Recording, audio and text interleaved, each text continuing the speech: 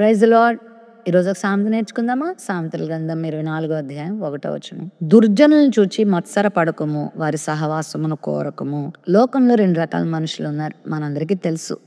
సజ్జనులు, దుర్జనులు. ఒప్పుకోక తప్పదు. కొన్నిసార్లు సజ్జనుల జీవితాలు మనం చూసినప్పుడు వాళ్ళు చాలా కష్టాలు, నష్టాలు గురై బాధలు అనుభవిస్తూ ఉంటారు. కొన్నిసార్లు దుర్జనులు చూసినప్పుడు అబ్బో వాళ్ళు చాలా అంగరంగ వైభవమైనటువంటి జీవితాలు జీవిస్తూ ఉంటారు.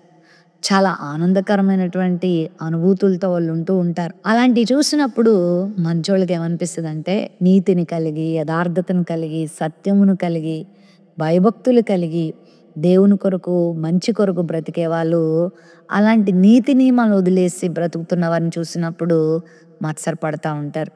ఏంది వాళ్ళు చూడు ఎంత బాగున్నారో చూడు, అబద్ధాలు ఆడుతూ, దొంగ పనులు చేస్తూ, ఇతరులను దోచుకుంటూ, పాడు జీవితాలు జీవిస్తూ ఎంతగా వర్ధిల్లిపోతున్నారో చూడు అనుకుంటారు.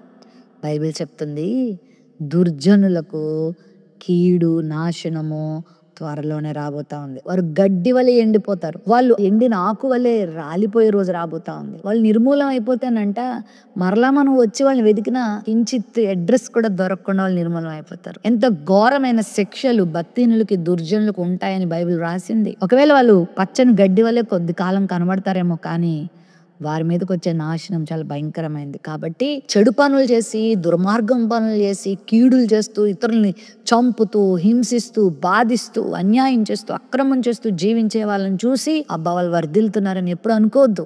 అసలు వారి సహవాసాలను వెళ్ళొద్దు. ఖచ్చితంగా వారికి ముందుందే ముసళ్ళ పండగ.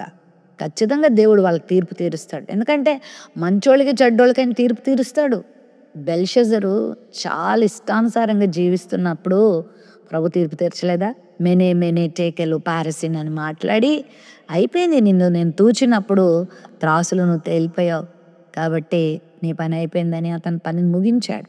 ఎంతోమందికి దేవుడు బుద్ధి చెప్పాడు. దుర్జనులకి నాశనం చాలా తొందరలో ఉంది, చాలా సమీపంలో ఉంది. వాళ్ళని చూసి మత్సరపడి, వ్యసనపడి మనం కూడా వాళ్ళ బాటను పడకూడదు. వాళ్ళ బాటను పడితే మనకు అదే గతి పడుతుంది. కాబట్టి నీతిని, యథార్థతని ఎప్పటికీ వదిలిపెట్టద్దు. దుర్జనులను చూసి మత్సరపడద్దు. వారు విత్తుకున్నది వారు కోసుకునే రోజు రాబోతుంది. కాబట్టి మనం జాగ్రత్తగా ఉందాం, మనం నీతిగా ఉందాం, ప్రభువుని వెంబడిద్దాం, మంచి పనులు లోకంలో చేద్దాం.